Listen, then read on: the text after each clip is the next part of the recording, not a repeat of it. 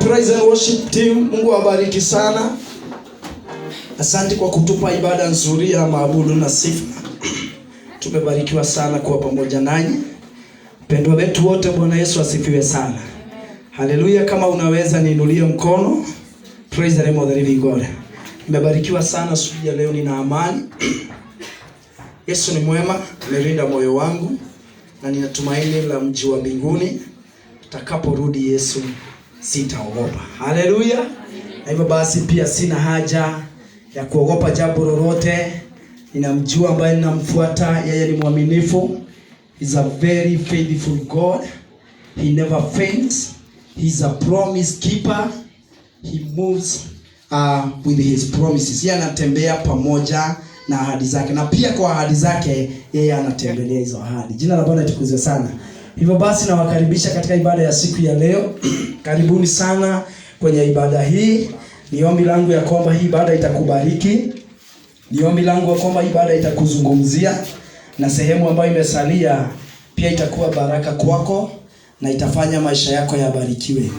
Nataka munisaidie tuwakaribishe our viewers ambao wanatazama wakiwa kando na kanisa hili, nje ya kanisa hili. Tuwakaribishe kwa makofi katika jina la Yesu Kristo.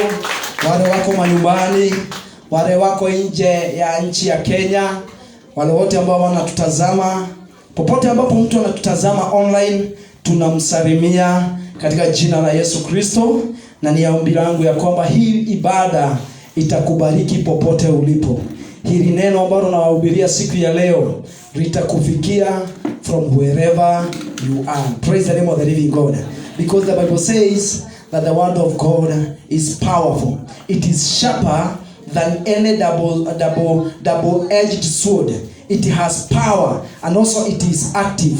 Na kupitia hili neno la Bwana litafikia kila mmoja mahali umekaa, na hili neno litakutenda mambo mazuri, litakubadilisha, litakujenga, maana ni neno la Bwana. Amen. Pia nataka ni appreciate wewe ambao umekuja kwa ibada yetu hapa, ambao uko kwa ibada hii. Mungu wetu akubariki. Ni heshima kuwa pamoja na wewe. Wewe ni wa baraka. Ukiwa hapo unanitia moyo kama mchungaji, unatutia moyo kama ushirika, na unakuwa sehemu kubwa sana ya sisi kumtumikia Mungu. Ndio ninaweza mtumikia Mungu nikiwa peke yangu, nimeitwa nikiwa peke yangu, lakini tukiwa na wewe tunaweza fanya mambo makubwa sana. Hallelujah. Because the Bible says that two are better than one. Praise the name of the living God.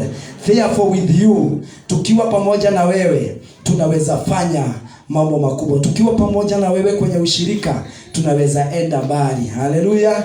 Na hiyo ndio ya maana sana. Mtu mmoja alisema ya kwamba ukitaka kuenenda kwa haraka, tembea ukiwa peke yako. Lakini ukitaka kuenenda mbali, praise the name of the living God, tembea mkiwa watu wengi. Praise the name of the living God. Kwa hivyo ninaweza tembea kwa haraka nikiwa peke yangu, lakini siwezi nikaenenda mbali.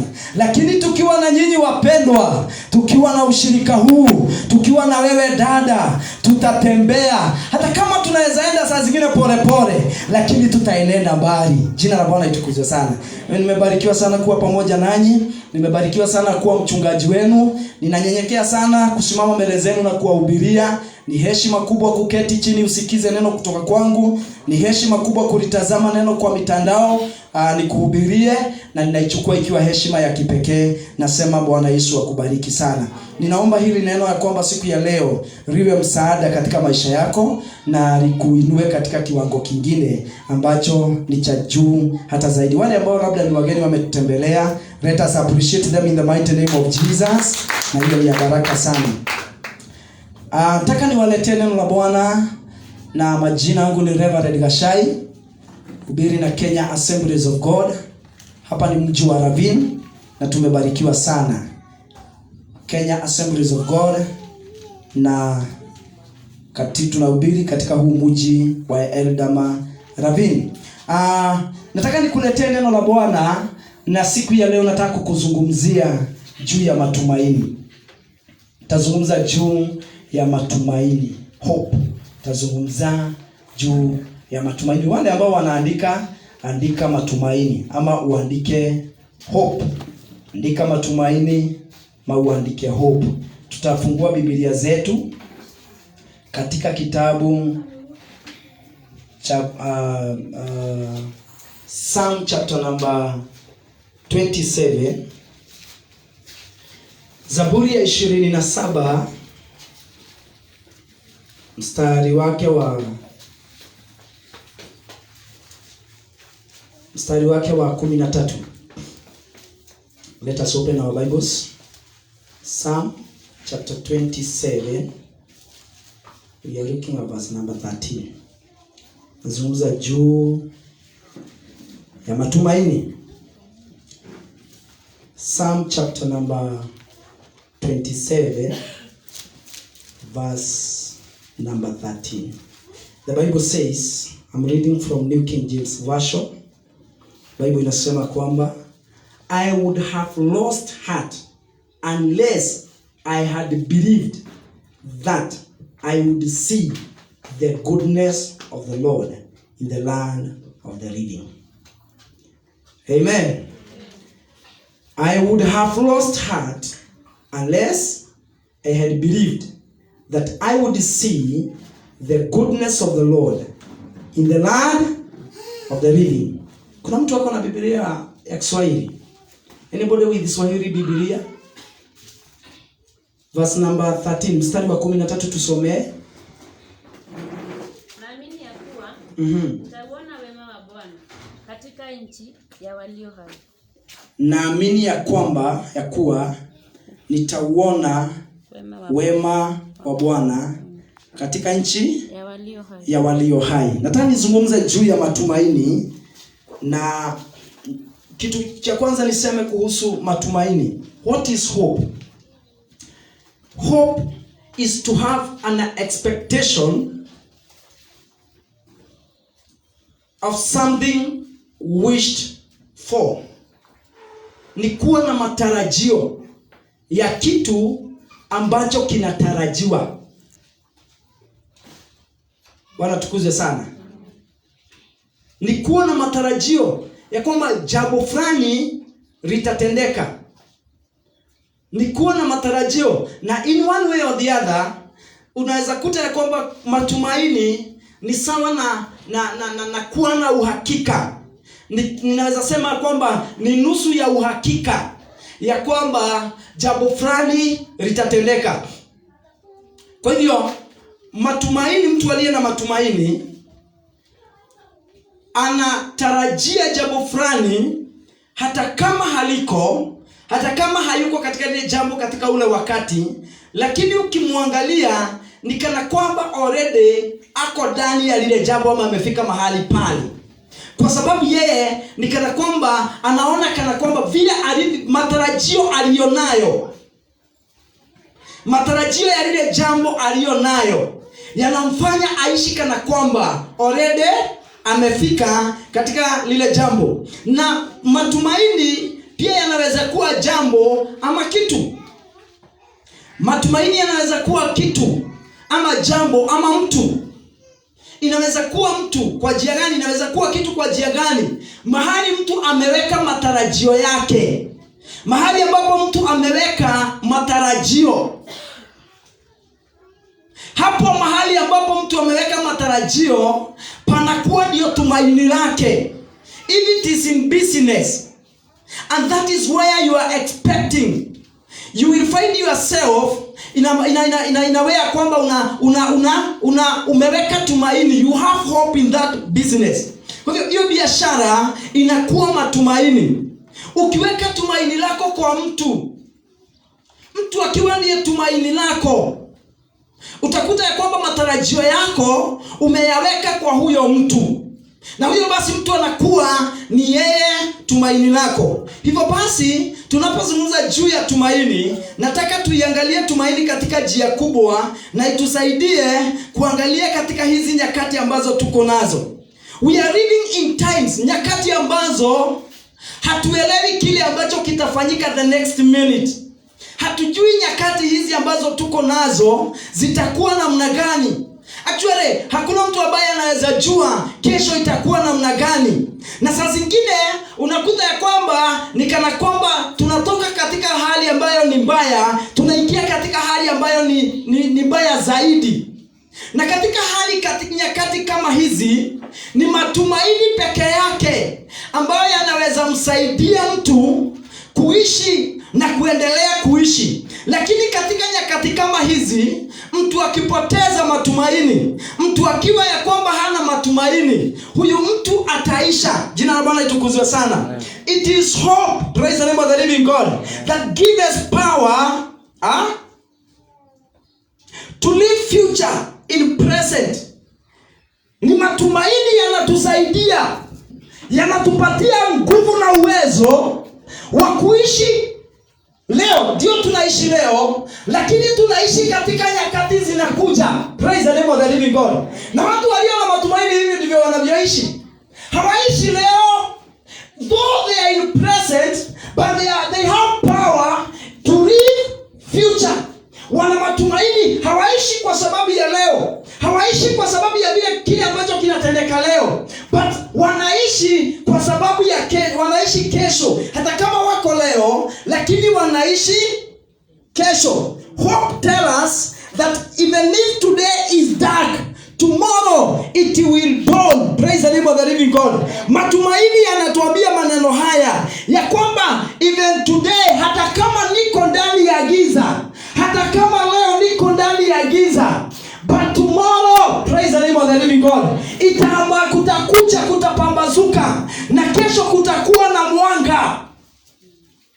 So matumaini yanakuambia hata kama leo unaishi kwa giza, hata kama leo unaishi kwa kilio, matumaini yanakuambia maneno haya ya kwamba there is tomorrow. Praise the name of the living God. Na unaona tomorrow yako ikiwa nzuri, na ndiposa tunastahili kuwa watu walio na matumaini. Ndiposa na wahubirie ujumbe huu siku ya leo, kwa sababu nyakati tulizo nazo, kama hatutainua matumaini yetu, kama hatutaangalia vile tumaini letu lilivyo, watu wengi watakufa moyo, watu wengi watavunjika moyo. Therefore, hope tells us that even if today it's dark, tomorrow it will dawn to a bright day. Praise the name of the living God.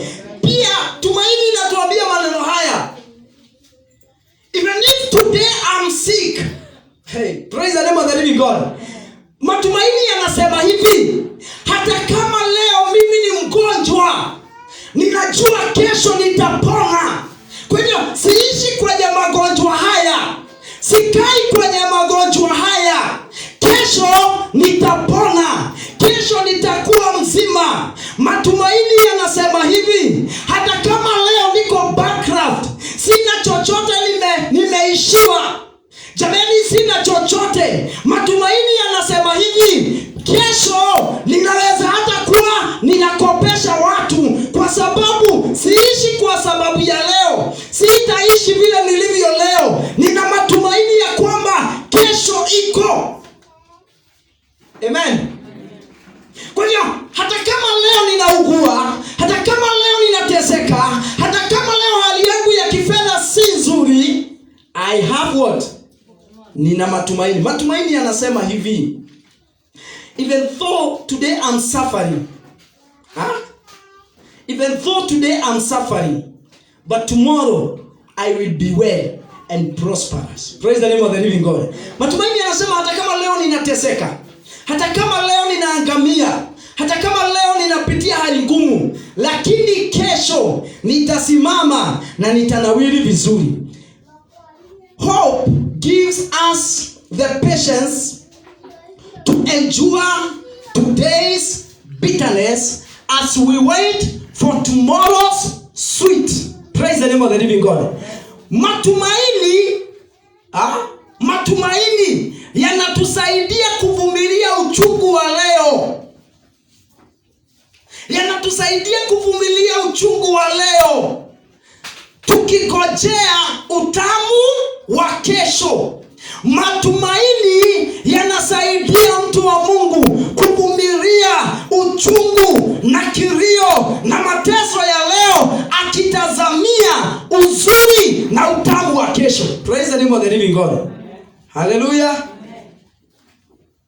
It enables us to visualize ourselves as we would like to be and more towards and move towards it by faith. You know, hope inatusaidia kuangalia na kuona vile ambavyo tunastahili kuwa, vile ambavyo kesho yetu inastahili kuwa, na inatusaidia kuenenda, amen, kuelekea kwa hiyo ambayo tunaiona. Kwa hiyo hope inayaona yale mambo ambayo hayaonekani na macho haya, inaona mambo ambayo hayaonekani, inatusaidia kuona yale ambayo mwanadamu hayawezi akayaona, inatusaidia kuona yale mambo ambayo macho yetu hayawezi yakaona. And then after kuyaona, tunaanza kwa imani kuenenda kwa haya mambo ambayo hayaonekani. Praise the name of the living God. Nini natupeleka? Ni tumaini. Tumaini linatusaidia kuona kile ambacho watu wengine hawaoni. Tumaini linatusaidia kuona our future. Tumaini linatusaidia kuona jamii zetu katika mtazamo ambao watu wengine hawaoni. And then baada ya kuiona, we make a move. Tunaanza kuenenda. Tunaanza kuelekea mahali kwa kile ambacho tunaona. Na tunaenda kwa imani. Jina la Bwana litukuzwe sana. Jamani, si niwahubiria juu ya tumaini. Nime highlight tu mambo kidogo ili ya kwamba niweze kuwazungumzia juu ya imani na juu ya tumaini. Na hivyo basi, when everything else fails, hope sustains us and give us life and a new meaning. Wakati mambo mengine yote yamefail,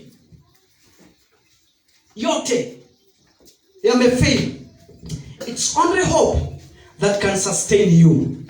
And not only sustaining you, but it gives you the meaning of life. Praise the name of the living God. Hallelujah. So all other things inaweza fail, but when you have hope, it will always give you reason to live. Amen.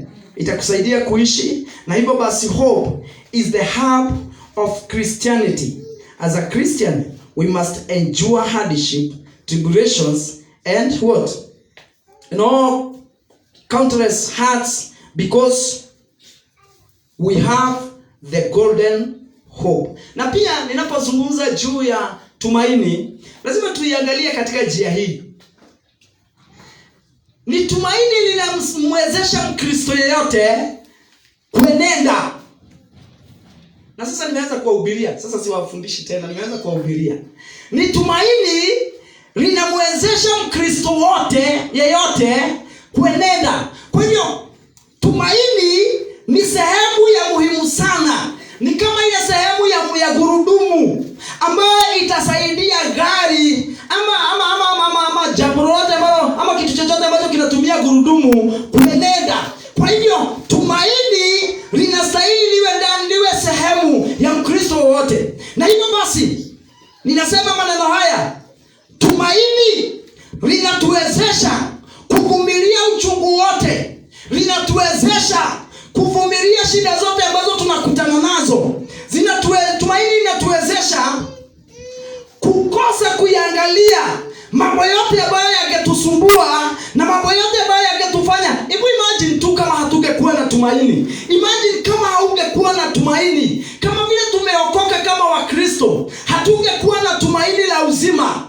Imagine kama hatungekuwa tunamtazamia Yesu. Imagine yale mambo ambayo tunapatana nayo. Imagine zile shida ambazo tunapatana nazo. Imagine yale mambo ambayo tunakutanaga nayo. Imagine zile vikwazo ambazo tunakutana nazo. Imagine zile vita ambazo unakutanaga nayo. Imagine yale majaribu ambayo unakutanaga nayo. Lakini hata wakati umekutana na haya, kwa sababu kuna tumaini la uzima, jamani, tunaendelea katika safari. Hatukufi moyo hata wakati tumekutana na mateso, hata wakati tumekutana na njaa kwenye safari. Hatusemi wacha hii safari ikae. Hata wakati tumekutana na majaribu, hatusemi haya majaribu yamekuwa mengi, wacha hii safari ikae. Lakini tukitazama mahali ambapo tumeitwa,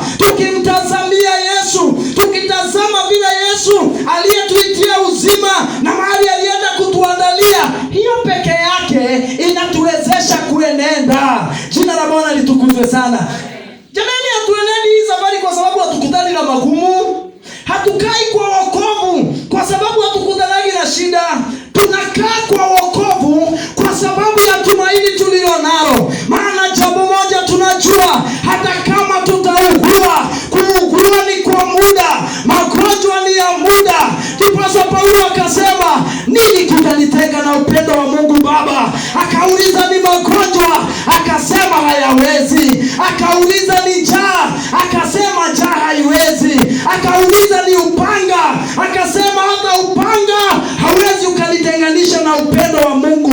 Yani anamaanisha ya kwamba ninatumaini. Praise the name of the living God. Na hili tumaini ndilo linatuwezesha kuenenda. Imagine kama tungekutana tuna majaribu. Hivi umekutana na majaribu magapi? Umekutana na mambo magapi ambayo yamechoma moyo wako, asifu ya kwamba ni upanga unachoma moyo wako? Umekutana na mambo magapi ambayo umesikia kana kwamba ni nyundo inatumiwa kugonga na kukugonga na kukugonga? Imagine kama haya mambo tu ndio tungekuwa tuna concentrate nayo, tungekuwa hatuishi katika wokovu. Lakini kwa sababu ya matumaini na jambo moja ambalo tunalijua ya kwamba haya si ya milele. Hata kama ninalia leo, ninajua kilio si cha milele. Hata kama ninateseka leo, ninajua kuteseka si kwa milele. Hata kama ninaugua leo, ninajua kuugua si kwa milele. Hata kama kuna kiangazi, ninajua kiangazi si cha milele. Ninatarajia kuna wakati Yesu atakuja, na wakati mwana wa Mungu atakaposhuka, haya yote yatasahaulika. Atatupanguza machozi yeye mwenyewe. Maandiko inasema kilio chote kitasahaulika, shida zote zitasahaulika. Vile ambavyo tuliugua tutasahau, tutakapoketi pamoja na yeye, atakapotuandalia meza. Njaa iliyotuumiza itasahaulika. Tutakapokuwa tunatembea kwenye njia za dhahabu, shida za dunia hii zitakuwa zimesahaulika. Hilo tumaini peke yake, hiyo inatusaidia kukaa katika wokovu. Praise the name of the living God. Hiyo tumaini peke yake inatusaidia tukose kuangalia katika mambo haya ambayo yako kwenye dunia hii. Maana tunajua jambo moja, hizi raha za dunia jamani ni za muda mfupi. Tunajua mateso. Sasa hebu niulize wapendwa, hata kama tukiteseka, na tuambiwe ya kwamba tuteseke miaka yetu yote, tunajua hatuwezi tukaishi miaka zaidi ya ile ambayo tutaishi milele. Ya duniani imehesabiwa. Sasa mimi nikiteseka, sasa labda niteseke kama miaka ingine 50, labda niteseke kama miaka ingine 20. Lakini baada ya hiyo, ninatumaini moja, ninajua nitamuona Bwana kwa macho yangu, na yeye atafanya mambo makubwa. Nitasahau kilio chote. Na hii ndio itafanya watu ambao wanafanya dhambi waaibike. Watakapojikuta kwenye kilio, watakapojikuta katika aibu ya milele na milele, na wakumbuke ya kwamba yale mambo yalifanya waingie kwenye aibu ya milele ni mambo ya muda mfupi, wakapoteza tumaini lao, wataaibika sana. Watasema afadhali ningevumilia, afadhali ningekaa kwa Yesu, afadhali ningeendelea kuwa wa Yesu. Jamani, nawahubiria juu ya matumaini. Kama kuna kitu Mkristo anastahili kuwa nacho, ni matumaini ndani ya Yesu. Amtazame Yesu. Biblia inasema, Daudi akasema maneno haya, licha ya kwamba isipokuwa ninamtarajia kumuona Bwana katika nchi ya walio hai, jamani, ningekuwa nimevunjika moyo. Kwa nini anayasema maneno haya? Anasema yale mambo nimeyaona, yale mambo ambayo nimeyasikia, yale mambo ambayo mimi Daudi nimepitia, yale uchungu ule ambao nimepitia, kama si vile ninatarajia ya kwamba nitajionea Bwana na macho yangu, ningekuwa nimevunjika moyo. Huyo mtu nadhani anapitia nini wakati anasema haya maneno? Anapitia maisha aina gani wakati anazungumza haya maneno? Anapitia raha? Haya ni maneno ya mtu ambaye yako kwa starehe. Anasema isipokuwa believe that I will see the Lord with my own eyes in the land of the living, I would have lost my confidence.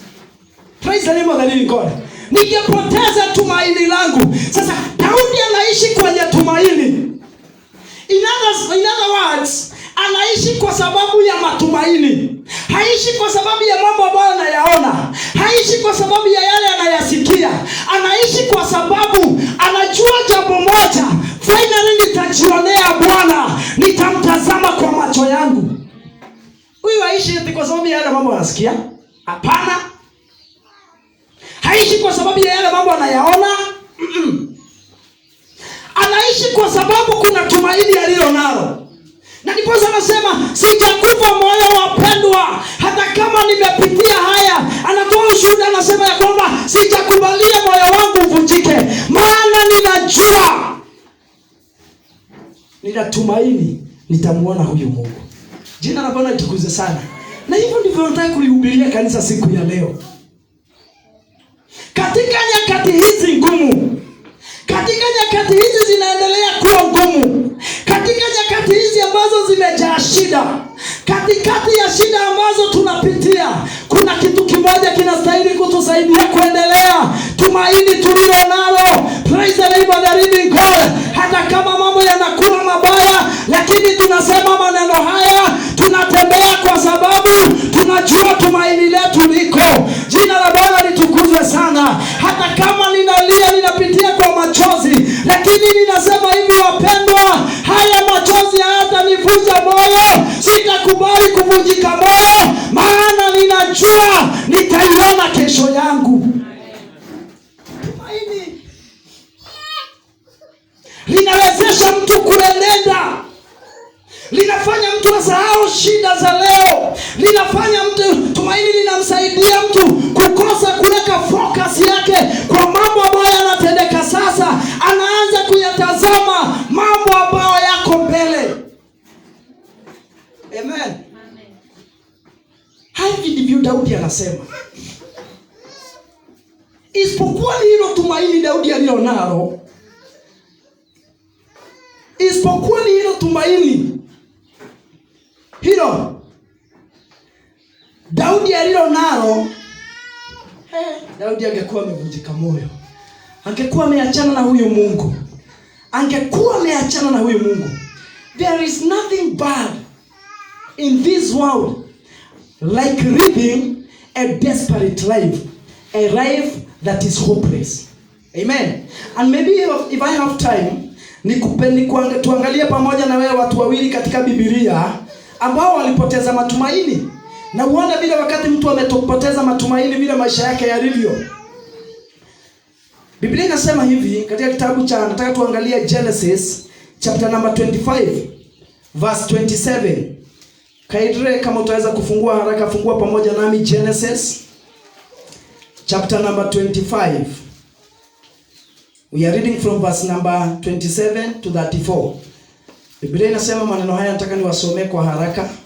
Na kama tungekuwa na mtu msomaji mzuri wa Kiswahili angetusaidia sana kurahisisha to make the work easy. Verse 25 in chapter number 25. Maandiko inasema hivi, wacha niwasomee yangu ya Kiingereza. We are reading from verse number 27, Genesis chapter number 25 from verse number 27. Maandiko inasema hivi. So the boys grew, and Esau was a skillful hunter, a man of the field, but Jacob was a mild man, dwelling in the tents. Verse 28, and Isaac loved Esau because he ate of his game, but Rebekah loved Jacob. 29 nasema, now Jacob cooked a stew, and Esau came in from the field and was weary. And Esau said to Jacob, please feed me with that same red stew, for I am weary. Therefore his name was called Edom. But Jacob said, verse number 31, but Jacob said, sell me your birthright. As of this day, And Esau said, look, I am about to die. Look at verse number 32.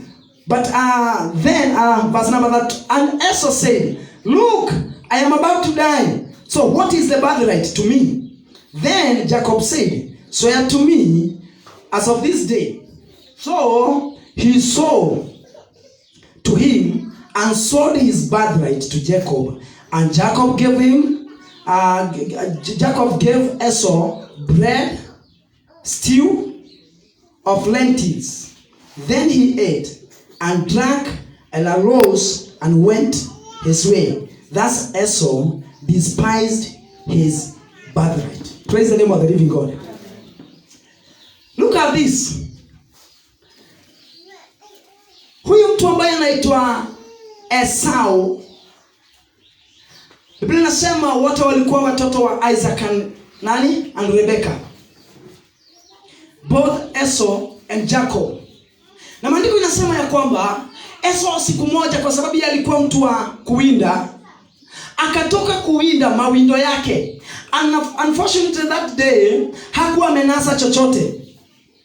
Na alipofika nyumbani akamkuta ndugu yake Yakobo ametengeneza kitoweo kizuri, kilikuwa kinavutia, supu ya dengu. Na alipoitazama akamwambia, na kuomba ndugu yangu, si unipe chakula hiki, si unipe supu, ninaangamia, mimi ninakufa. Sasa Yakobo akamwambia, mimi siwezi kukupatia unless ufanye nini? Unipatie ama uniuzie uzaliwa wako wa kwanza. Maandiko imesema Esau akauliza, sasa mimi naelekea kufa, I'm about to die, what is birthright to me? Jina la Bwana tukuze sana. Sasa uzaliwa wa kwanza ni nini kwangu? Ninaelekea kufa. Maandiko inasema ya kwamba akamwambia, sawa, wewe niuzie, wewe nichotee supu. Huyu akamwambia, kwanza goja mpaka kwanza uweke nadhiri, unipe nadhiri, uweke nadhiri ya kwamba umeniuzia. Akamwambia, fanya haraka, hii kitu ninakuuzia, wewe ndiye uzaliwa wa kwanza, chukua, nimeapa kwa jina la Mungu, nimekuachia hiyo uzaliwa, wewe niwekee supu nikunywe. Maandiko inasema akachotewa supu, akala, akakunywa, akapewa mkate akala na akakunywa, then akasimama. Maandiko inasema akaondoka. Shida ni nini? Hana matumaini ya kesho. Na ndipo anasema ya kwamba verse number 32, I'm about to die. Praise the name of the living God. Sasa haya ni maneno ya mtu ambaye amepoteza matumaini. Haoni kesho, anaangalia dakika hiyo. Anasema mimi niko almost kukufa. Sasa akiangalia hiki chakula, anasema afadhali nikule hii. Sasa kushinda ukiniambia uzaliwa wa kwanza, hii uzaliwa ya kwanza nitakula, itanisaidia. Wewe si unichotee supu, hii uzaliwa ya kwanza inanisaidia na nini? Na ninaangamia na njaa. Mtu akikosa matumaini, haoni value hata ya yale mambo ambayo ameyabeba. Jina la Bwana litukuze sana. Yeye anaona tu kufika mwisho. This is why in the book of Hebrews, chapter number 12, verse number 16. Hebu nasikia vile Biblia inasema kuhusu huyu Esau. Hebrews chapter number 12, verse number 16. Tukimbie tuangalie hilo neno. Nikubalia leo niwasomee Biblia nyingi. Hebrews. Kuna mtu amefika tusomee kwa Kiswahili. Waebrania sura ya 12, mstari wa 16. Maandiko inasema hivi. Verse number 16. Verse number 16. Maandiko inasema hivi. Where are you? Verse number 16. Lest there be any fornicator or profane person like Esau, who for one morsel of food sold his birthright. For you know that afterward, when he wanted to inherit the blessing, he was rejected, for he found no place for repentance, though he sought it diligently with tears. Sasa mwandishi wa kitabu hiki cha Waebrania anarifaa Esau anapozungumza juu ya usherati na usinzi katika kanisa. Anazungumza maneno haya: kusiwe na watu ambao ni wasinzi na washerati, watu ambao wanakaa kama Esau, ambaye yeye hakuona uzaliwa wake wa kwanza kama kitu. Na hivyo ndivyo ilivyo hata siku ya leo. Wakati mtu amepoteza matumaini, hakuna kitu ambaye hawezi akafanya. Haleluya. Because anajikosea value yake yeye mwenyewe. Mtu ambaye hana matumaini anakosa value hata ya mwili wake, anakosa value ya maisha yake. Na hii ndio dunia tulio nayo siku ya leo. This is why unakuta hata watu ambao wameokoka wanaweza ingia kwa usherati ili kwa sababu labda wapate chakula. Wanaweza kuwa na mipango ya kando ili wasaidiwe kimaisha. Wamekosa tumaini. Sasa wamekosa kuangalia value yao ya wokovu. Wamekosa value ya kuitwa mwana wa Mungu. Ni nini sasa wanaona shida za siku ya leo? Hii ndio maana dhambi imejaa hata kwa watu ambao wameokoka, kwa sababu hawaoni tumaini la kesho, wanaona shida ya leo. Jina la Bwana litukuzwe sana. Ninaliombea kanisa mbele za Bwana ya kwamba tuanze kuona vile ambavyo kesho yetu ni nzuri. Hata kama leo tuna njaa, jamani, kumbuka kuna kesho. Amen. Usifanye uovu. Usikuwe muovu kwa sababu ya leo. Usifanye uhaini kwa sababu ya leo. Usiuze wokovu wako. Usiharibu wokovu wako na tabia zako kwa sababu ya maisha ya leo. Kuwa mtu aliye na matumaini. Na anasema hata kama leo. Sasa angalia vile ambavyo inatendeka, especially hata kwa watu ambao wasichana ambao wanaomba kazi. Lazima kwanza labda afanye usherati na manager wa ile kampuni ili apate kazi. Na kama basi haitakuwa hivyo, hiyo kazi inakaa. Hatapata ile nafasi. Wengine mpaka watumie rushwa, watumie hongo ili wapate kazi. Na kama basi hakuna hongo, hiyo kazi hakuna. Na Wakristo na wakuta katika ile laini wakisema hapa ni pa hekima, afadhali kwanza nipate hii kazi. Wapendwa, hapana, hiyo ni kukosa matumaini. Watu walio na matumaini wanasema maneno haya: aidha hii kazi itapatikana ama haitapatikana, jambo moja ninajua, ya kwamba Mungu ananiwazia mambo mazuri. Amen. Amen. Kwa hivyo tusiwe kama Esau. Esau anakosa matumaini kwa sababu ya jambo anaipata siku hiyo. Anasahau, na si mimi tu, na huyu Esau si yule tu alikuwa jana ameshika. Amen. Si yeye alikuwa, Biblia inatuambia alipendwa na babake kwa sababu alikuwa anamwandalia chakula?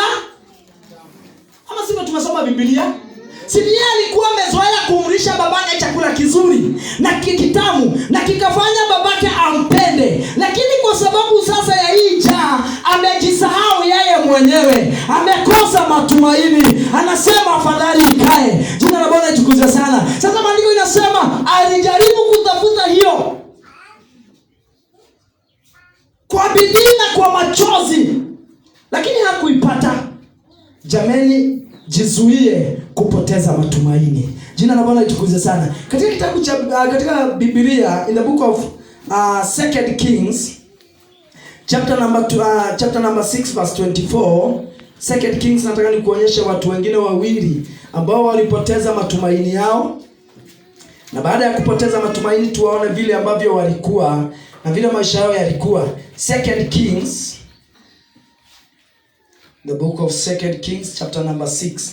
Nataka tumwangalie mama hapo. Kuna mama ambaye ameandikika katika Biblia, mama ambaye alipoteza matumaini.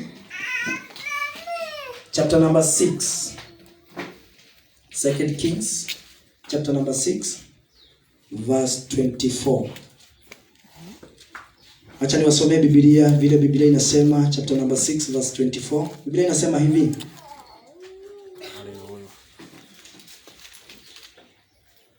And it happened after this that Ben-Hadad, king of Syria, gathered all his army and went up and besieged Samaria. And there was a great famine in Samaria. And indeed, they besieged it until a donkey's head was sold for 80 shekels of silver, and 1/4 of a cab of dove droppings for 5 shekels of silver. Then as the king, verse 26, then as the king of Israel was passing by on the wall, a woman cried out to him, saying, "Help me, my lord, O king." And he said, "If the Lord does not help you, where can I find help for you? From the threshing floor or from the wine place?" Then the king said to her, What is troubling you?" And she answered, "This woman said to me, Give your son, that we may eat him today, and we will eat my son tomorrow." So, look at verse number 29. A very desperate woman. "So we boiled." Those women, they are very desperate. Verse 29. "So we boiled my son and ate him. And I said to her on the next day, Give your son, that we may eat him. But she has hidden her son." Jina la Bwana litukuzwe sana. Sasa sikiza vile Biblia sasa inasema, mpendwa. Ati mama, kwa sababu ya njaa iliyokuwa Samaria, nitakata hiyo hadithi nisikupee ikiwa mrefu. Kwa sababu ya njaa ambayo ilikuwa katika mji wa Samaria, maandiko inasema ya kwamba wamama wawili wakaamua wachemusha watoto. Mungu asaidie boys. Boys sasa hivi wameanza mashida. Mashida ya boy child yalianza zamani. Sasa wamama walikaa chini, wakabiana, wele, unaona hii kitu venye imekuwa? Hii itatumaliza. Hii tuchemushe hawa watoto tukule. Na maandiko inasema ya kwamba wakakubaliana. Kuna mama mmoja alikuwa mzuri hapa kati ya hawa wawili. Akasema tunaanza na hii yangu. Tunaanza na kiprono. Kisu ndio hiyo, kwa nyungu, chemusha, weka kuni, ongeza supu. Wakakula. Sasa sijui kama walitoa gozi, lakini maandiko inasema walikula. That's how serious the Bible is. Walikula. And the Bible says that the next morning, yule mama, na sijui baada ya kumula, sasa unajua njaa haikuisha. And I think nishawaambia hii kitu siku moja, nikawaambia njaa haikuisha tu kwa sababu wamekula mtoto. Lakini angalia mtu ambaye hana matumaini vile alivyoona, vile hufanya mambo. Njaa haikuisha kwa sababu wamekula mtoto. After kukula huyu mtoto, panga kukula yule mwingine. Na alipomwendea mama akamwambia, "Si leo tunakula kiprotich." Akamwambia, "Wewe, ni kama hayuko hapa. Sijui ameenda wapi, sijui yako wapi." Mama akaficha yule kijana wake. Sasa mfalme anakutana na hii hadithi akitembea katika mji. Sasa wapendwa, mimi nataka mniambie wapendwa, hata kama basi hii njaa, maana tukisoma na tutaangalia the next chapter, utakuta kwamba baada ya siku hata hii kukaa, in fact ni kama ilifanyika the following day ama the following, ni haikukaa, iko hapo tu inafanyika, ni jambo ambalo linatendeka baada ya hii nyingine inatendeka. Sasa baada ya hii kukula mtoto, unakuta ya kwamba maisha yalibadilika. Na siku hiyo nyingine Mungu akabadilisha hali. Na mama amekula mtoto. Sasa wapendwa, hebu fikiria, piga hii picha tu kidogo, uniambie hata kama hii siku nyingine Mungu alifanya muujiza na unga ikatoka bei rahisi na maisha yakarudi normal, huyu mama aliishi uhai. Na hata kama basi akaishi uhai, imagine akipita kwa kijiji, wamama wana ule mama alikuwa mtoto. Ukusikia ile news? Si ni huyu mwenye alichemusha? Si ni huyu? Sasa angeishi na hiyo stigma kwa kijiji, angeweza aje kuishi? Akienda kwa duka anakuta unga imetoka leo shilingi 5 na jana alichemsha mtoto wake kwa sababu ya kukosa matumaini. Jina la Bwana litukuzwe sana. Wakati mtu amekosa matumaini, hivyo ndivyo maisha yanampelekaga. Wakati mtu amekosa matumaini, haoni value hata ya watoto wake. Kwa nini watu wengi wamefika mahali ambapo tukiangalia news mtu ameua jamii yake yote? Tukiangalia news mama amechinja watoto na kisu.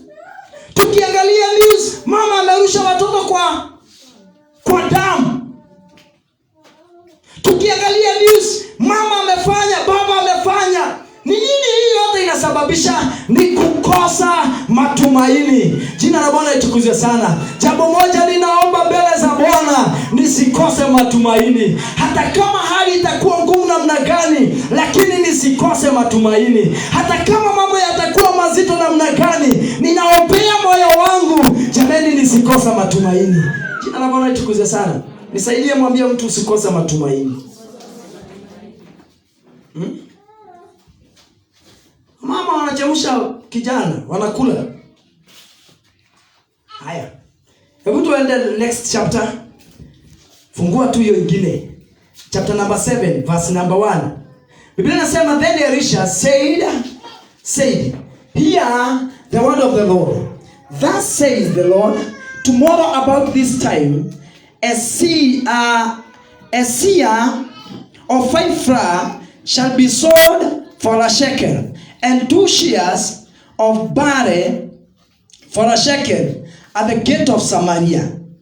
Reason verse number 2.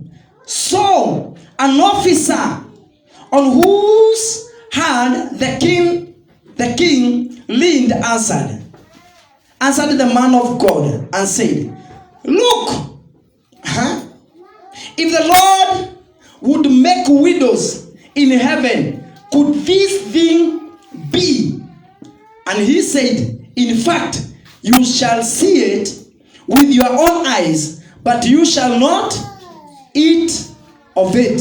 Jina la Bwana litukuzwe sana. Wacha nisome hii hadithi yote kwa sababu ya muda. Lakini huyu ni mwanaume mwingine alikuwa askari. Katika hiyo hadithi ambayo tumesoma ya mama. Na huyu askari naye alikuwa mmoja wa wale walikuwa survivors wa hiyo njaa. Na wakati mtumishi wa Mungu alikuwa anaitwa Elisha alipoambia mfalme, sikiza neno la Bwana vile linasema, kesho panapo wakati kama huu, unga utashuka bei, maisha yatarudi kawaida. Lakini kwa sababu ya vile hali ilikuweko, kwa sababu ya vile kiangazi kilikuweko, maana maandiko yanasomea kichwa cha punda kilikuwa kinauzwa shekeli sijui 80. Na tukaambiwa pia mafi, kibaba cha mafi ya jiwa, ndio watu walikuwa wanakula vitu kama zile, na pia kula watoto. Kwa sababu ya vile hali ilikuwa, wakati huyu askari alisikia Elisha akimwambia mfalme, kesho panapo wakati kama huu, unga. Jina la Bwana litukuzwe sana. Akasema hapana, hata Mungu akifungua dirisha za mbinguni, hiyo haiwezekani. Haleluya. Hata kama anaambia Elisha, hata kama Mungu atafungua madirisha mbinguni, hilo neno ambalo umemwambia mfalme ni la uongo na haiwezi likatimia. Hii hali haiwezi kubadilika. Lakini maandiko inasema ya kwamba Elisha akamwambia maneno haya, wewe utayaona kwa macho yako yakitimia, lakini hautakula na hautaonja. Jina la Bwana litukuzwe sana. Na maandiko inasema the following day, wakati Mungu alifanya mambo yakabadilika, maana ilifanyika kama vile Elisha alikuwa ametabiri. Yule askari alikanyagiwa kwa marango akafa. Akaona watu wakikimbia kuchukua unga, akaona watu wakikimbia kuchukua chakula, lakini yeye akakanyagiwa kwa mlango, akaangamia hapo. Kwa nini anaangamia? Kwa sababu mtu ambaye amekosa matumaini, hata akiambiwa Bwana anasema hawezi akasikia. Na hii ndio maana hata saa zingine ukijaribu kuzungumzia mtu ambaye amepoteza matumaini inakuwa ngumu sana. Mama ambaye amepoteza matumaini, ujaribu hata kumwambia neno la Bwana, mama linasema mgojee Bwana, hawezi akasikia.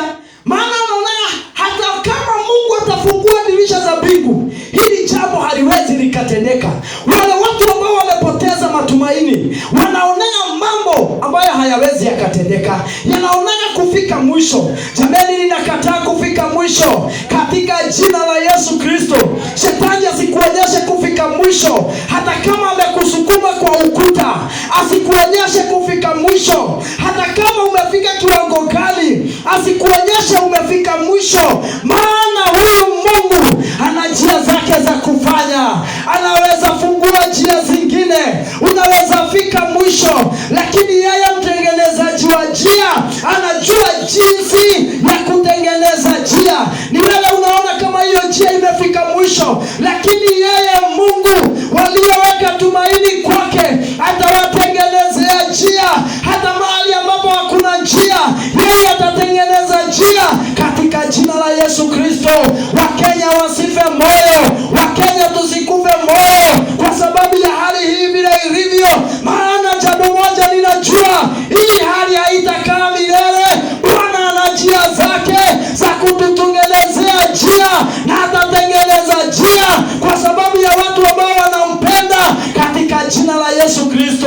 Inyeshe isinyeshe, jambo moja tunajua, Bwana atawalisha watu wake, na watu wa Mungu hawataangamia, wataendelea kula. Hata kama kuna kiangazi, hata kama kuna ukame, watu wa Mungu watakula, maana Bwana ana njia zake za kuwalisha watu wake.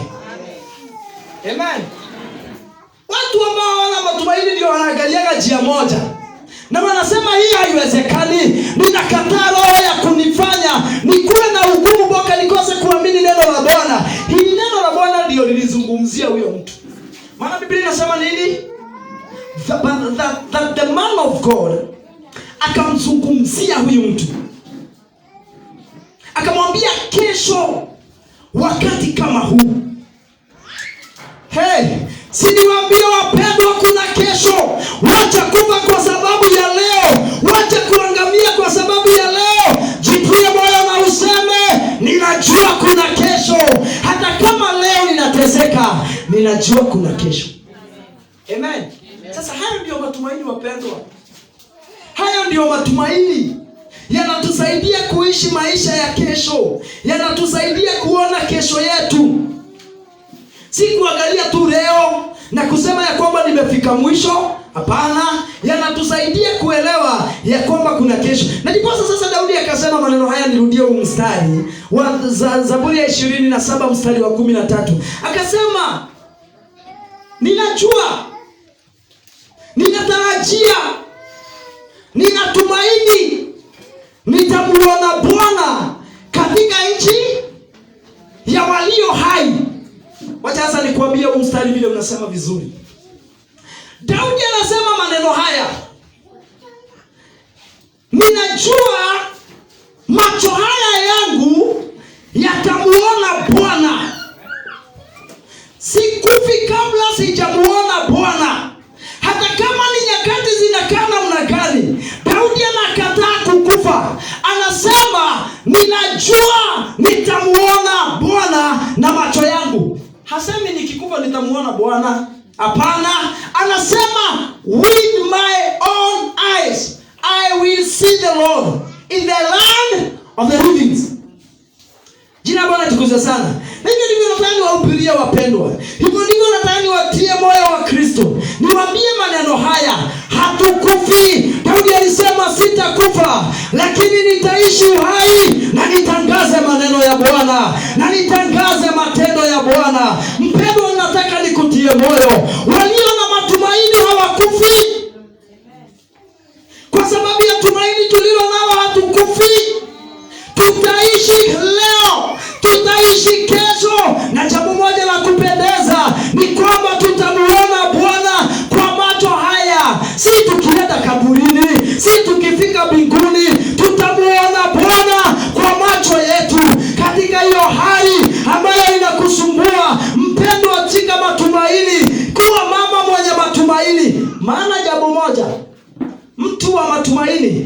Kuna maneno anasema, nitamuona Bwana kwa macho yako. Hasemi mimi nitakufa. Hasemi hapana.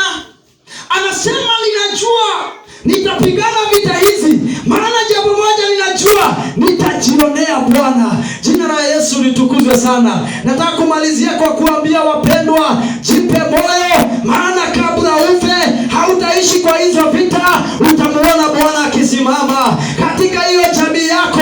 Mama, hautaishi katika vita, hautaingia kaburi ukiliaga, hautaingia kaburi kwa machozi.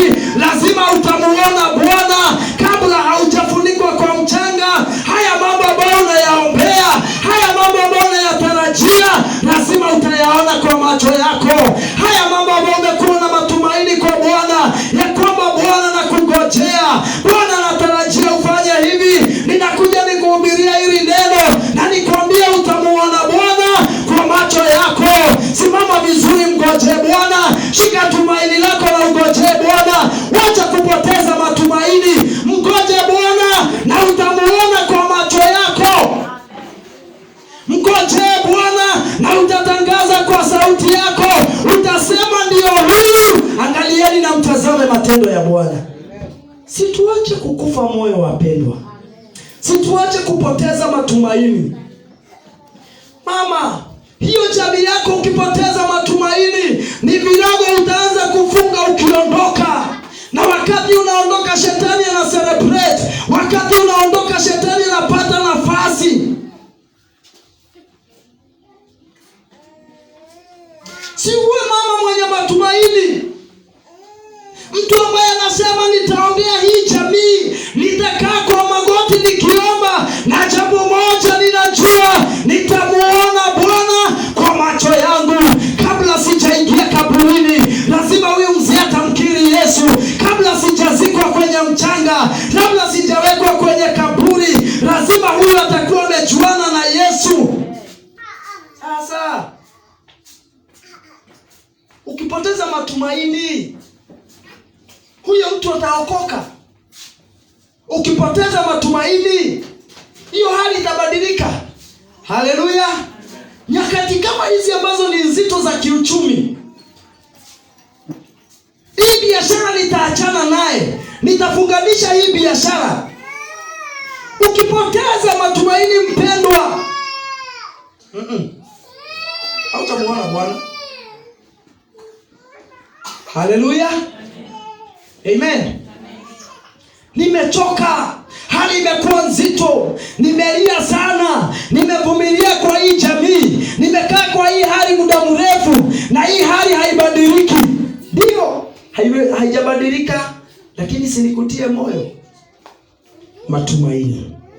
Praise the name of the living God. Haleluya. Tuwe watu wa matumaini. Kanisa na liwe kanisa lenye matumaini. Unataka kushinda katika wokovu, unataka Yesu akukuta ukiwa katika wokovu, shika matumaini yako vizuri.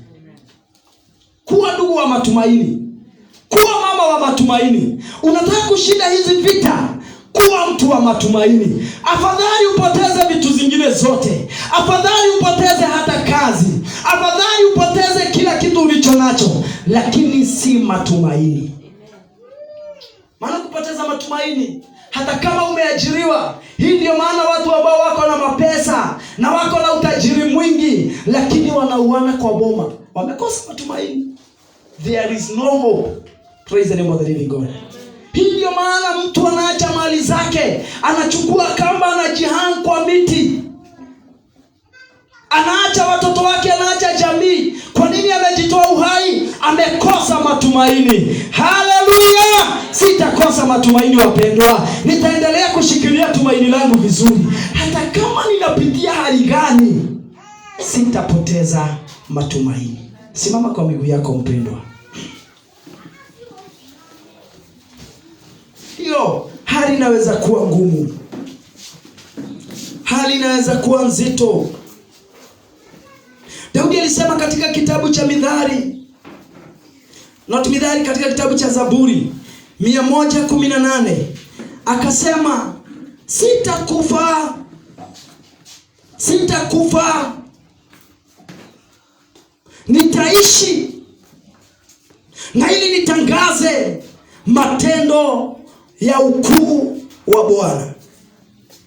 Amejawa na matumaini katika moyo wake.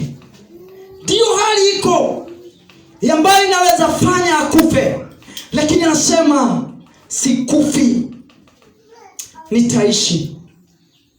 Yawezekana uko kwa ibada hii, yawezekana umefika mwisho, yawezekana sauti ambayo inatoka ndani mwako ni kama ile ilikuwa na Esau, ambayo inasema sasa kuishi kwangu ni kwa nini? Sioni haja ya kuishi. Yawezekana mahali ambapo umefika kimaisha, ukijitazama unasema sasa mimi ni wa nini? Haja yangu ya kuishi ni gani? Nataka uliniu matumaini yako siku ya leo. Maandiko inasema katika kitabu cha Isaia, nikimalizia na Isaia 40 mstari wa 30 na 31. Maandiko inasema ndio vijana watazimia, hata wale ambao ni wenye nguvu watazimia, lakini walio na matumaini, wamgojeao Bwana wao, wamjuao Mungu wao vizuri, maandiko inasema watapaa juu na mabawa kama tai. Ndio ni nyakati nzito, lakini mpendwa, tumaini lako liko wapi? Tumaini lako umeliweka wapi? Wale ambao wameka tumaini lao ndani ya Bwana, hata nyakati hizi ambazo ni nzito, hata mahali ulipo unanitazama, iwe unapitia nini, uwe unapitia jambo gani, lakini una matumaini na umeyaweka ndani ya Yesu, mpendwa, na kuhakikishia kwamba utasurvive, na kuhakikishia kwamba utatembea kwa nguvu mpya. Funga macho yako na uanze kumulilia Bwana. Umepoteza tumaini, umefika mahali unasikia kwamba mimi ninafika mwisho, ninasikia nimefika mwisho. Hebu mulilie Bwana siku ya leo, na mwambie Bwana maneno haya tukiwa tumesimama, ya kwamba Bwana, tazama matumaini yangu vile yalivyo.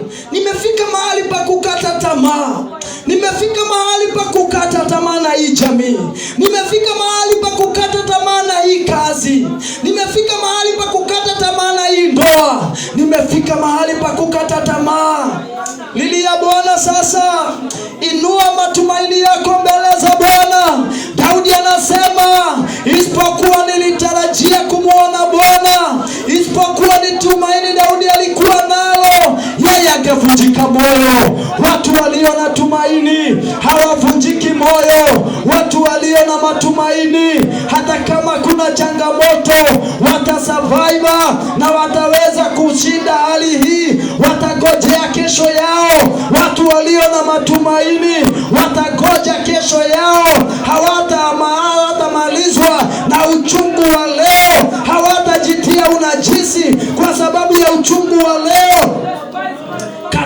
Kataa mpendwa, kataa kuangamiza maisha yako ya kiroho kwa sababu ya shida za leo. Ndio tunaweza pitia changamoto, Kenya itapitia changamoto, biashara zitapitia changamoto, ndoa zitapitia changamoto, afya zitapitia kwenye changamoto, lakini tumaini wapendwa, tushikeni tumaini. Paulo akaambia watu wa Efeso, na waombea macho yenu yatiwe nuru, na ili mkaweza kuona tumaini lenu vile lilivyo, katika jina la Yesu. Omba Bwana macho yako yafunguke, ombea macho yako yafunguke, uanze kuona tumaini lako vile lilivyo na utajiri, uanze kuona kesho yako. Omba Bwana macho yako ya kiroho yaanze kufunguka, anza kuona kesho. Shetani asikuonyeshe tu picha ya leo, shetani asikuonyeshe tu uchungu wa leo, shetani asikuhubirie leo. Shetani anazungumzaga juu ya leo, anazungumzaga juu ya sasa, lakini Mungu wetu anasema leo, na anasema kesho, na anasema kesho kutwa, anasema ni yule leo, jana, hata kesho na milele. Yeye habadiliki. Shetani anatuonyesha leo, shetani anazungumza tu haja ya saa hizi, anakuonyesha shida ya saa hizi, anakuonyesha uchungu wa saa hizi. Ndio tumwambie kuna kesho. Hata kama leo kuna shida, ninajua kuna kesho, na kwa sababu ya kesho yangu nitashika matumaini. Matumaini yatatuwezesha kuishi kesho, hata kama tuko katika maisha ya leo. Matumaini yanawezesha mama kuishi maisha ya kesho. Anaondoka kwa maisha ya leo, anaanza kuishi maisha ya kesho. Katika jina la Yesu ninaombea moyo wako mbele za Bwana. Ondoka kwenye maisha ya leo, ondoka kwenye maisha ya sasa, ondoka kwenye maisha ya sasa. Anza kuishi maisha ya kesho, anza kuiona kesho yako, anza kuiona kesho yako. Matumaini yatakuwezesha. Kuna matumaini mazuri yatakuwezesha. Ukiweka tumaini lako kwa Bwana, hautaaibika milele. Ukiweka tumaini lako kwa Yesu, hautaaibika mama. Ukiwa mama wa maombi na kumwambia Bwana, you are the only hope I have. You are the only hope of my family. You are the only hope of my business. Hautaaibika mpendwa, katika jina la Yesu. Ondoka kwa uchungu wa leo. Wacha kuhubiriwa na shetani. Shetani aje kukuonyesha tu uchungu wa leo. Mwambie, nitavumilia uchungu wa leo kwa sababu ya matumaini niliyo nayo ya kesho, katika jina la Yesu. Nyakati hizi watu wengi wanarudi nyuma, hata Wakristo wengi wanarudi nyuma kwa sababu ya vile hali ilivyo nzito. Wakipata mtu ambaye ni msherati na awaambie mama, nitakusaidia, mama anaona afadhali nisaidiwe, mtu anaona afadhali nisaidiwe. Si ukumbuke kuna kesho, si ukumbuke kuna kesho mama. Inua matumaini yako tena. Sema, kwa sababu ya kesho, kwa sababu ninajua nina kesho, sitafanya uhaini, katika jina la Yesu Kristo. Vijana ambao wananisikiza na hata wale ambao wananitazama, jueni ya kwamba kuna kesho. Weka matumaini yako kwa Bwana. Usifanye dhambi ili utoshereshe mwili wako wa leo, ili utoshereshe tamaa zako za sasa. Kumbuka ya kwamba kuna kesho. Shetani anazungumza juu ya leo. Shetani anakuonyesha leo. Shetani yeye anazungumzaga leo. Yeye anasemaga sasa. Yeye anasemaga saa hii. Yeye anasemaga sasa hivi. Lakini Bwana wetu anasema leo, anasema kesho, na anasema hata kesho kutwa, katika jina la Yesu Kristo. Reketere mashandari mazeria rimashandara baraba bosheketere mazaya. Tunapomalizia, kabla niwaombee, hebu sikiza hili neno ambalo limeandikika katika kitabu cha Ayubu sura ya 14 na mstari wa 7.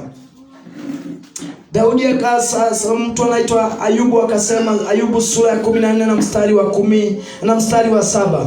Ayubu akasema, kuna matumaini hata kama mti umekatwa na kiziki chake kimesalia. Akasema kuna matumaini ya kwamba huu mti unaweza ukanawiri tena. Akasema kuna matumaini hata kama huu mti umekatwa. Haijalishi ulikatwa miaka mingapi. Verse number 7, chapter number 14. Job, maandiko inasema hivi: for there is a hope for a tree, if it is cut down, that it will sprout again, and that its tender shoots will not cease. Verse 8 inasema, though its roots may grow old in the earth, and its stump may die in the ground, yet at the scent of water it will bud and bring forth branches like a plant. Jina la Bwana litukuzwe sana. Tunapomalizia maombi haya, tuko tumefunga macho yetu. Ayubu anasema kuna matumaini kwa mti uliokatwa. Maandiko imetuambia, inasema hivi, Ayubu akasema unaweza chipuka tena. There is a hope. Hebu nikunene tunapo, kabla nikuombee. Yawezekana ni kiziki umebaki kama kiziki. Ni kiziki kimebaki. Ukijiangalia unajiona kama stamp. Unajiona kana kwamba ni kiziki tu kimebaki. Maandiko inasema hata kama kimechakaa kwenye kwenye mchanga, hata kama mizizi yake imechakaa kwenye mchanga, hata kama hiki kiziki kimekufa, kina matumaini hicho kiziki. Jina la Bwana litukuzwe sana. Na kunenea mpendwa, wewe ambao umefika mahali umefika, hata kama umekuwa kama kiziki, mpendwa, kuna matumaini. Unaweza simama tena, kuna matumaini kwako. Si useme hata kama nimekuwa kama kiziki. Ombea maisha yako mara nyingine na useme hata kama hali yangu imezeeka namna gani, hata kama nimechakaa namna gani, hata kama hali ya jamii yangu imechakaa namna gani, lakini provided you have a hope, you will stand again, you will raise again, you will sprout again in the mighty name of Jesus. Haijalishi vile mali imekuwa, kuna matumaini. Ni kiziki kimebakia, ni kiziki kimebakia, hali ambayo hata watu wakitazama wanaona kana kwamba imeisha. Na kunenea kuwa mwenye matumaini. Unaweza simama tena, unaweza simama tena, unaweza simama tena katika jina la Yesu Kristo. Kataa hali ya kuangamia kabisa, kataa hali ya kuzimia kabisa katika jina la Yesu Kristo. Sema, nina matumaini, ninaweza simama tena. Baba wetu wa milele, wewe ni mwaminifu. Nataka kuwabariki watu wako katika jina la Yesu. Ninakataa hali ya kupoteza matumaini katika nyakati hizi ambazo ni ngumu, katika nyakati hizi ambazo ni zito. Nakataa watu wako wapoteze matumaini katika jina la Yesu Kristo. Baba, hatutakuwa desperate, hatutakuwa desperate katika jina la Yesu Kristo. Hatutakuwa desperate. Tuna matumaini, tuna matumaini ya maisha yetu, tuna matumaini ya jamii zetu, tuna matumaini ya watoto wetu, tuna matumaini ya waume wetu katika jina la Yesu. Na tunasema kama Daudi, tunajua tutamuona Bwana kwa macho yetu katika nchi ya walio hai. Na tunatangaza sauti zetu ya kwamba kabla tuende kaburini, kuna mambo tutayatazama. Hatukufi kabla hatujaona waume wetu wakiokoka, hatukufi kabla hatujaona mazao ya watoto wetu, hatukufi kabla hatujaona yale mambo tumekuwa tukiyaombea katika jina la Yesu. Tuna matumaini kwako Bwana, tunaweka tumaini zetu kwako katika jina la Yesu Kristo. Shetani usituambie leo, shetani usituonyeshe leo. Tunajua wewe unaishi leo, tunajua wewe hauna matumaini, tunajua tumaini lako liliisha, tunajua wewe hauna kesho. Sisi tuna umilele na umilele, tunajua tuna maisha ya umilele, tunajua tunakuishi na Mungu wetu. Majaribu yako hayatatuangamiza katika jina la Yesu. Tutajiweka wasafi na Bwana utusaidie, kwa sababu tunajua tunatarajia kuishi pamoja na wewe. Bwana, tuandae na uliandae kanisa lako katika hali hii ambayo ni ngumu ya sasa. Bwana, naomba watu wako wawe na matumaini. Naombea huyu dada awe na matumaini sana. Naombea matumaini ya huyu dada yafufuke sasa. Naombea matumaini ya huyu ndugu yafufuke sasa katika jina la Yesu. Asante Baba, wewe ni mwaminifu. Tazama huyu mama ambaye amechoka. Tazama huyu ndugu ambaye amechoka. Tazama huyu ambaye anasema imetosha. Tazama huyu ambaye anasema sitangangana na hii hali tena. Tazama huyu ambaye anasema mimi nimeinua mikono. Baba, leta matumaini kwa huyu mtu. Rejesha matumaini kwa huu moyo Bwana, katika jina la Yesu. Na wabariki watu wako Bwana, hata watazamaji wetu na waombea katika jina la Yesu. Popote walipo na wabariki, na nanena kuwe na matumaini kwao. Yawezekana wamefika mwisho, yawezekana kuna hali ambayo imewasukuma kwenye ukuta, na wanenea wawe na matumaini katika jina la Yesu Kristo.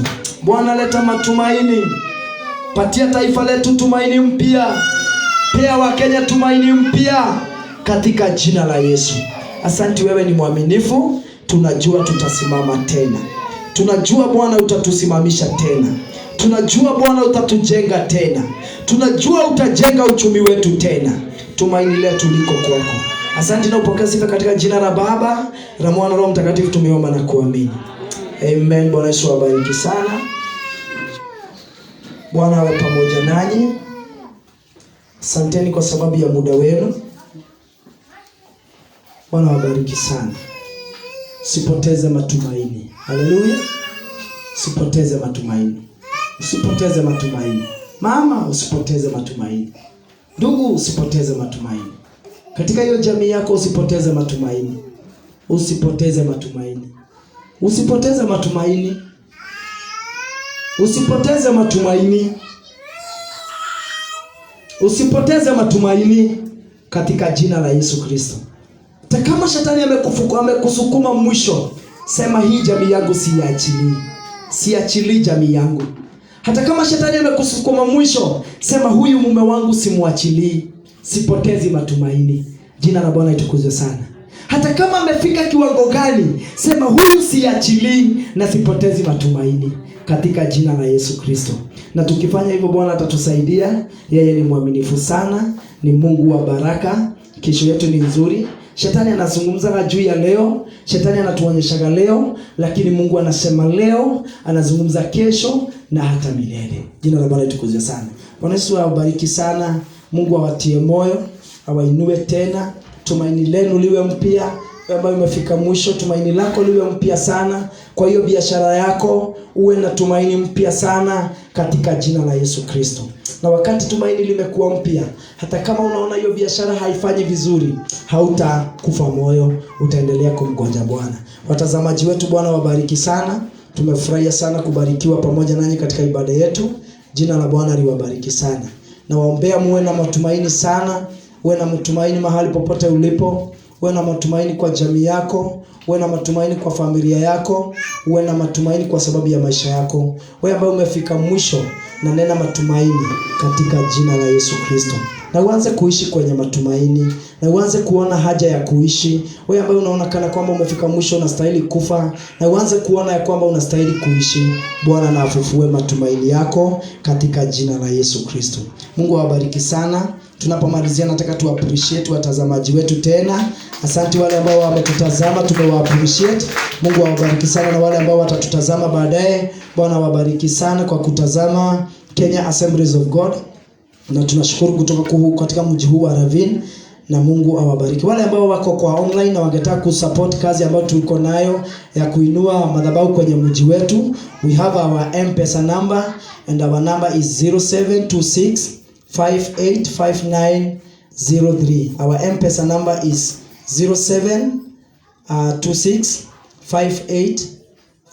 0726585903.